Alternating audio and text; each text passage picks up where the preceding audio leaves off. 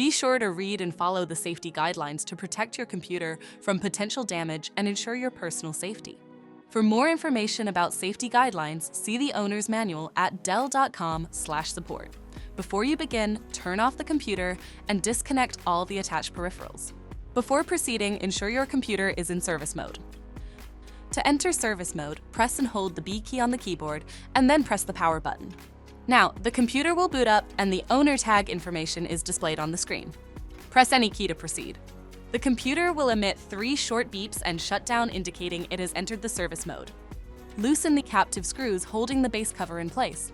Using a plastic scribe, pry the base cover from the palm rest assembly, starting at the top edge and working your way around to release it from all sides.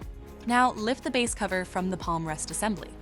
If your computer is unable to enter service mode, disconnect the battery cable from the system board. To remove the memory module, identify and unlatch the memory module. To reinstall the memory module, realign the notch with the tab and place the module back in its correct spot.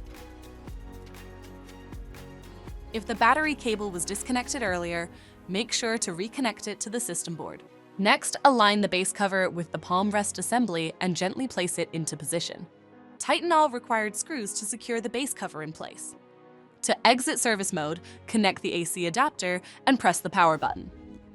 Please note, the system will only power on and exit service mode if the adapter is connected. For more information about your Dell system, visit dell.com/support.